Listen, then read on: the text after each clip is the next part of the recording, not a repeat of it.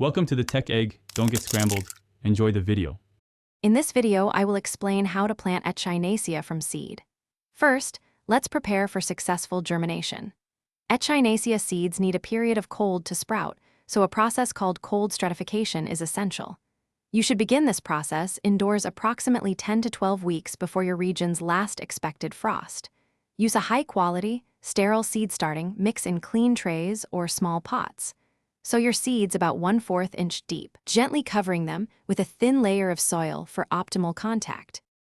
Once your seeds are sown, moisten the seed starting mix thoroughly. Now, it's time for cold stratification. Place your prepared seed trays into a refrigerator for a period of 4 to 6 weeks. This mimics winter conditions, signaling the seeds to prepare for spring. After this chilling period, move the trays to a warm location, ideally receiving bright, indirect light. Keep the soil consistently moist and aim for a temperature between 65 and 70 degrees Fahrenheit for best germination results. When your Echinacea seedlings have developed at least 2 sets of true leaves, they are ready for transplanting into larger individual pots. Before moving them permanently outdoors, you must harden them off. This process involves gradually acclimating the young plants to outdoor conditions over 7 to 10 days. Start with a few hours in a sheltered spot, slowly increasing their exposure to sun and wind each day.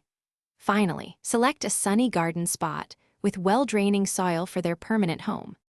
Once the threat of frost has completely passed, your hardened-off Echinacea seedlings are ready for their final planting outdoors. Dig holes and space your plants 18 to 24 inches apart to allow for ample growth and good air circulation.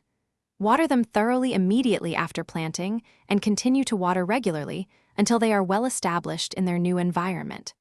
Once mature, Echinacea are quite drought-tolerant and will provide beautiful blooms with minimal ongoing care.